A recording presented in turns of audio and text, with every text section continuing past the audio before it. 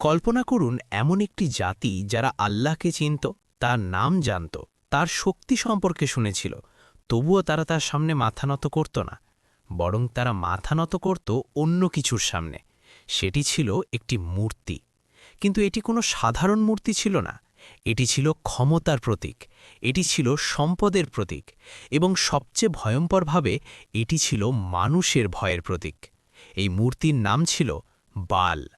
আজ থেকে হাজার হাজার বছর আগে মধ্যপ্রাচ্যের বিস্তীর্ণ অঞ্চলে এমন একটি সময় এসেছিল যখন মানুষ ধীরে ধীরে সত্য থেকে দূরে সরে যেতে শুরু করে। তাদের কাছে ছিল নবীদের শিক্ষা, তাদের কাছে ছিল একত্ববাদের জ্ঞান। তারা জানত আকাশকে সৃষ্টি করেছে, পৃথিবীকে সৃষ্টি করেছে, বৃষ্টিকে নামায়, ফসলকে জন্মায়। তবুও তাদের হৃদয় ধীরে ধীরে অন্য কিছুর দিকে ঝুঁকে পড়ে। এই পরিবর্তন হঠাৎ করে আসেনি। এটি শুরু হয়েছিল খুব ছোট একটি পরিবর্তনের মাধ্যমে। প্রথমে একটি শব্দ, তারপর একটি ধারণা, তারপর একটি বিশ্বাস, আর শেষে সেই বিশ্বাস একটি মূর্তিতে রূপ নেয়। ইতিহাসবিদ এবং তাফসিরকারদের মতে বাল শুরুতে কোনো দেবতার নাম ছিল না। অনেক আলেম যেমন ইবনে কাথির উল্লেখ করেছেন, বাল মূলত একটি উপাধি ছিল। এই শব্দের অর্থ ছিল প্রভু, মালিক, নেতা বা এমন একজন যার হাতে কর্তৃত্ব রয়েছে। প্রাচীন সেমিটিক এবং হিব্রু ভাষায় এই শব্দটি প্রভাবশালী বা ক্ষমতাবান কাউকে বোঝাতে ব্যবহার হতো। এমনকি প্রাচীন আরবি ভাষায়ও কখনো কখনো বাল শব্দটি স্বামী বা পরিবারের প্রধান বোঝাতে ব্যবহার করা হতো। কিন্তু মানুষের ইতিহাসে একটি বিষয় বারবার দেখা যায়। যখন মানুষ আল্লাহর ওপর নির্ভর করা কমিয়ে দেয়, তখন তারা ধীরে ধীরে অন্য কিছুর ওপর নির্ভর করা শুরু করে। প্রথমে তারা সেটাকে সম্মান করে, তারপর সেটাকে অনুসরণ করে, তারপর সেটাকে ভয় করতে শুরু করে, এবং শেষে সেটাকেই উপাসনা করতে শুরু করে। বালের ক্ষেত্রেও ঠিক সেটাই ঘটেছিল। মানুষ কেন বালকে উপাসনা করতে শুরু করেছিল? তারা কি বোকা ছিল? না, তারা বোকা ছিল না, বরং তারা ভীত ছিল। মানুষের জীবনের সবচেয়ে বড় দুর্বলতা হল ভয়। খরা, দুর্ভিক্ষ, ফসল নষ্ট হয়ে যাওয়া, সম্পদ হারিয়ে ফেলা, পরিবার ধ্বংস হয়ে যাওয়া, এই সব ভয় মানুষের হৃদয়কে দুর্বল করে দেয়। আর যখন মানুষ ভয় পায়, তখন সে এমন কিছুর উপর নির্ভর করতে চায় যা তাকে নিরাপত্তা দেবে। সেই সুযোগটাই কাজে লাগিয়েছিল বালের উপাসনার প্রচারকরা। তারা মানুষকে বলতে শুরু করল, বৃষ্টি আসে বালের ইচ্ছায়, ফসল জন্মায় বালের আদেশে, সম্পদ আসে বালের সন্তুষ্টিতে। ধীরে ধীরে মানুষের মনে একটি নতুন ধারণা জন্ম নিতে শুরু করল। তারা বলতে লাগল, আল্লাহ অবশ্যই আছেন, কিন্তু দৈনন্দিন জীবনের নিয়ন্ত্রণ নাকি বালের হাতে। এটাই ছিল সবচেয়ে বিপজ্জনক মিথ্যা। কারণ যখন মানুষ মনে করতে শুরু করে যে জীবনের নিয়ন্ত্রণ অন্য কারো হাতে, তখন সে ধীরে ধীরে আল্লাহর ওপর ভরসা হারাতে শুরু করে। সময়ের সাথে সাথে বালের উপাসনা শুধু একটি বিশ্বাসে সীমাবদ্ধ থাকেনি, এটি একটি সম্পূর্ণ সামাজিক ব্যবস্থায় পরিণত হয়েছিল। বিশেষ করে তখন যখন একজন শক্তিশালী শাসক ক্ষমতায় আসে, যার নাম ছিল রাজা আহাব।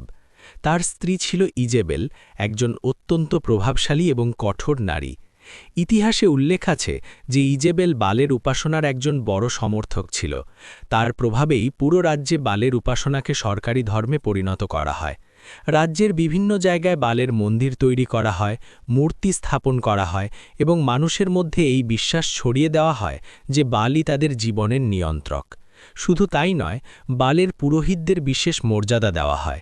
ইতিহাসে উল্লেখ আছে যে বালের প্রায় 450 জন পুরোহিত ছিল। তারা রাজকীয় ভাতা পেত, তারা রাজপ্রাসাদের টেবিলে বসে খেত, এবং তারা শুধু ধর্মীয় নেতা ছিল না, তারা ছিল সমাজের চিন্তা নিয়ন্ত্রণকারী মানুষ। তারা মানুষকে বলতো কি বিশ্বাস করতে হবে, কাকে অনুসরণ করতে হবে, কাকে উপাসনা করতে হবে এবং কি ত্যাগ করতে হবে। ধীরে ধীরে বালের উপাসনা মানুষের জীবনের প্রতিটি অংশে প্রবেশ করতে শুরু করে।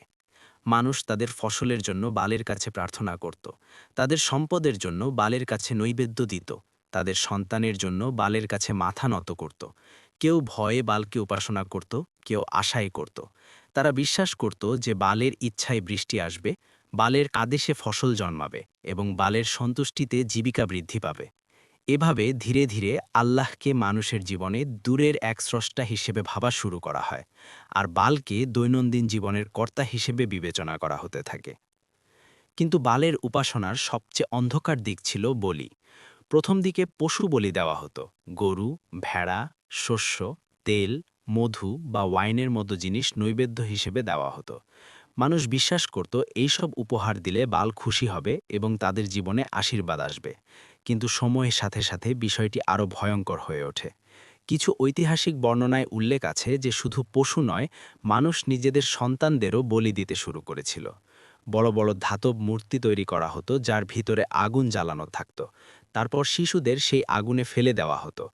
এই ভয়ঙ্কর ঘটনার সময় লোকেরা এত জোরে ঢোল বাজাতো যে শিশুদের কান্নার শব্দ কেউ শুনতে পেত না। এটাকে বলা হতো আগুনের মধ্য দিয়ে যাওয়া। প্রথমে এটি ছিল বিরল একটি ঘটনা, তারপর এটি একটি রীতি হয়ে যায়, তারপর এটি একটি ট্রেন্ড হয়ে যায়, আর শেষে এটি সমাজে স্বাভাবিক হয়ে যায়। এই সময়টিতে বনি ইসরায়েলের অবস্থা ছিল অত্যন্ত জটিল। তাদের কাছে ছিল নবীদের শিক্ষা, তাদের কাছে ছিল তাওহীদের জ্ঞান, কিন্তু পার্থিব আকর্ষণ এবং ক্ষমতার প্রভাব তাদের হৃদয়কে দুর্বল করে দিয়েছিল। যখন তাদের কিছু উপজাতি ফিলিস্তিন এবং আশেপাশের অঞ্চল ছেড়ে সিরিয়া অঞ্চলে ছড়িয়ে পড়ে, তখন তাদের জীবনধারা ধীরে ধীরে পরিবর্তিত হতে শুরু করে। নতুন এলাকা, নতুন মানুষ, নতুন সংস্কৃতি এবং সবচেয়ে বিপজ্জনকভাবে নতুন ধর্মীয় প্রভাব তাদের সমাজে প্রবেশ করতে থাকে। এখান থেকেই বালের ফিতনার সূচনা হয়। সময়ের সাথে সাথে বাল শুধু একটি নাম বা ধারণা ছিল না, এটি একটি পূর্ণাঙ্গ ব্যবস্থা হয়ে ওঠে। মন্দির তৈরি হয়, বলিদানের স্থান তৈরি হয়, পুরোহিতদের একটি শক্তিশালী নেটওয়ার্ক তৈরি হয়। মানুষ বালের সামনে মাথা নত করত, প্রণাম করত, নৈবেদ্য নিবেদন করত। কেউ তাদের ফসলের জন্য, কেউ তাদের সম্পদের জন্য, কেউ তাদের সন্তানের জন্য, কেউ তাদের সম্মানের জন্য। প্রত্যেকের নিজস্ব প্রয়োজন ছিল এবং প্রতিটি প্রয়োজন বালের দরজায় নিয়ে যাওয়া হতো। কিন্তু এই অন্ধকার সময়ে আল্লাহ মানুষকে একা ছেড়ে দেননি। তিনি তাদের কাছে পাঠিয়েছিলেন একজন নবী, একজন সাহসী মানুষ, একজন সত্যের আহ্বানকারী, যার নাম ছিল নবী ইলিয়াস আলাইহিসসালাম। তিনি জানতেন যে এই সমাজ শুধু একটি মূর্তির উপাসনা করছে না, তারা একটি মিথ্যার ব্যবস্থার মধ্যে বন্দী হয়ে গেছে। তবুও তিনি ভয় পাননি। তিনি মানুষের সামনে দাঁড়ালেন, তিনি শাসকদের সামনে দাঁড়ালেন, তিনি পুরোহিতদের সামনে দাঁড়ালেন এবং তিনি শুধু একটি প্রশ্ন করলেন, একটি প্রশ্ন যা ইতিহাসে আজও প্রতিধ্বনিত হয়। তিনি বললেন, তোমরা কি বালকে ডাকবে এবং সর্বশ্রেষ্ঠ স্রষ্টা আল্লাহকে ছেড়ে দেবে? এই প্রশ্নটি শুধু একটি বাক্য ছিল না, এটি ছিল একটি চ্যালেঞ্জ। এটি ছিল সত্য এবং মিথ্যার মধ্যে একটি সংঘর্ষের শুরু। একদিকে ছিল একজন নবী, আর অন্যদিকে ছিল রাজা, পুরোহিত, মন্দির, ক্ষমতা এবং একটি ভীত সমাজ। কিন্তু ইলিয়াস আলাইহিসসালাম জানতেন সত্য একা হলেও শক্তিশালী, কারণ সত্যের সাথে থাকে আল্লাহ। এবং এখান থেকেই শুরু হয়েছিল সেই ঐতিহাসিক সংঘর্ষ, যা খুব শীঘ্রই পুরো জাতিকে কাঁপিয়ে দেবে এবং প্রমাণ করবে যে বৃষ্টি বালের হাতে নয়, বরং একমাত্র আল্লাহর হাতে। এভাবেই শুরু হয়েছিল বালের উপাসনা এবং একটি পুরো জাতি ধীরে ধীরে সত্য থেকে দূরে সরে গিয়েছিল। কিন্তু গল্প এখানেই শেষ নয়। খুব শীঘ্রই নবী ইলিয়াস আলাইসাল্লাম এবং বালের ৪৫০ পুরোহিতদের মধ্যে ঘটতে যাচ্ছে ইতিহাসের সবচেয়ে ভয়ঙ্কর একটি মোকাবিলা। সেই অবিশ্বাস্য ঘটনাটি জানতে হলে অবশ্যই দেখুন এই সিরিজের পরবর্তী পর্ব, পার্ট 2, নবী ইলিয়াস আলাইসাল্লাম বনাম বালের পুরোহিতরা।